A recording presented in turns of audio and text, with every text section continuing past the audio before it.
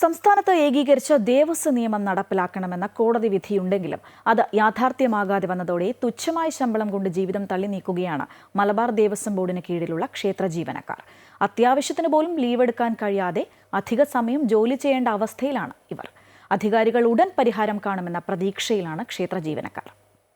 മലബാർ ദേവസ്വം ബോർഡിന് കീഴിലുള്ള ക്ഷേത്രങ്ങളിൽ ഗ്രേഡ് തിരിച്ചുള്ള ശമ്പള വ്യവസ്ഥയായതിനാൽ ഒരേ ജോലി ചെയ്യുന്നവർക്ക് ലഭിക്കുന്ന വേതനം വ്യത്യസ്തമാണ്. അതായത് 4 കോടിയിലധികം വരുമാനമുള്ള സൂപ്പർ ഗ്രേഡിൽ വരുന്ന ക്ഷേത്രത്തിലെ ശാന്തിക്ക് 60,000 രൂപയാണ് ശമ്പളമെങ്കിൽ വരുമാനം കുറവുള്ള ഡി ഗ്രേഡിൽ വരുന്ന ശാന്തിക്ക് ലഭിക്കുന്നത് 10,000 രൂപ മാത്രമാണ്. ഈ നിയമമാണ് മലബാറിലെ ചെറുകിട ക്ഷേത്ര ജീവനക്കാർക്ക് തിരിച്ചടിയാകുന്നത്.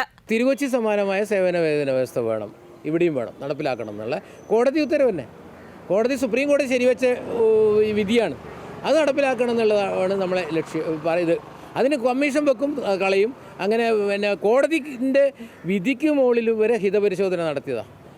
എൻ്റെ കണ്ടംപ്റ്റ് കേസിൻ്റെ സമയത്ത് കെ ഉഷ ജഡ്ജി ഇതിന് ഹിതപരിശോധന മനസ്സോടെ ഇത് ക്ഷേത്രകാര്യം അതിൻ്റെ നന്മയ്ക്കാണ്, ഒരു വിധിക്ക് മുകളിൽ ഹിതപരിശോധന ഉണ്ടാവില്ല എന്നാലും തന്നേക്കാന്ന് പറഞ്ഞിട്ട് കൊടുത്തതാണ്.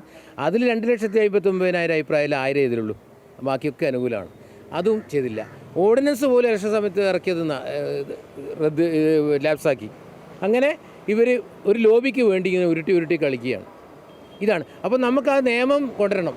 അതുകൂടാതെ റിട്ടയർ ആകുന്ന ജീവനക്കാർക്ക് ഗ്രേഡ് വ്യത്യാസമില്ലാതെ ലഭിക്കുന്ന പെൻഷനോ 3,000 രൂപ മാത്രം. എന്നാൽ കൊച്ചി, തിരുവിതാംകൂർ ദേവസ്വങ്ങളിൽ ഗ്രേഡ് വ്യവസ്ഥ ഇല്ലാത്തതിനാൽ തുല്യമായ ശമ്പളമാണ് മുഴുവൻ ജീവനക്കാർക്കും ലഭിക്കുന്നത്. കൊച്ചി ദേവസ്വത്തിലെ ശാന്തിക്കാരന് 36,000 രൂപയും കഴകക്കാർക്ക് 25,000 രൂപയുമാണ് ശമ്പളം. തിരുവിതാംകൂർ ദേവസ്വത്തിലാണെങ്കിൽ കേരള സർവീസ് റൂൾ നിലനിൽക്കുന്നതിനാൽ ശമ്പളം കൂടുതലുമാണ്.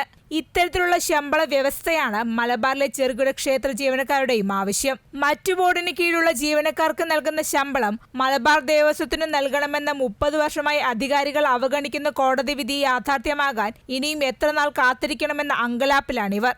അമൃത ന്യൂസ്, കോഴിക്കോട്.